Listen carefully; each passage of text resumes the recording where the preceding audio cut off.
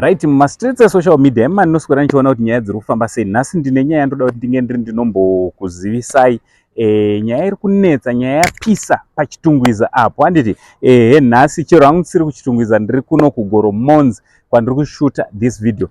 So listen, if you are new to this YouTube channel, I kindly ask you to subscribe, turn on your notification bell so that every time we upload a video you'll be notified. Also don't forget to like us and share. Anditi ndichito zviri kudi mhuri yeZimbabwe, vazukuru vakasekuru Saint, chanzvadzi chamai venyu, last born chembama namai venyu.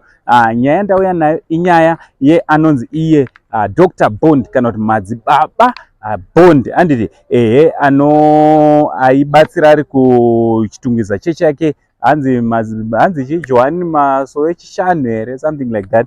Aibatsira ari kuchitungwiza, handichazoti kuunit ani, unit here, N here kana something ameno kuchitungwiza ikoko. So Madzibaba Bond aizikanwa zvakanyanya. Mazuva akapera anga ozvidaidza kuti Gombwe, mushure mekunge achiti iye ndiye akapiwa tsvimbo yenyika, tsvimbo yaMaikoro. Handiti according to him, but pane chiitiko chishashamisa vanhu vakawanda muguta rechitungwiza.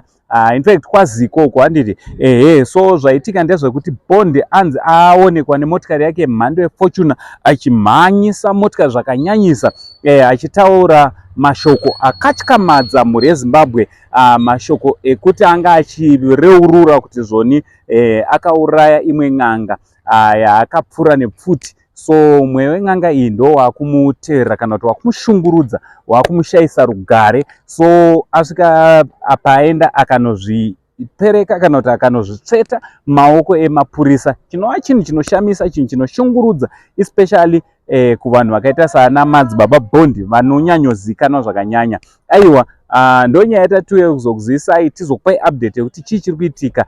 Tichazama kuti tinge tinobatana naye tinzwe kuti ndezvipi zviri kutora nzvimbo. Ameno, munofungeiwo nezvenyaya yaMadzibaba Bond, uyo akanga ari mbori Madzibaba akazopedza akuratidza kuti akuita zvemashave.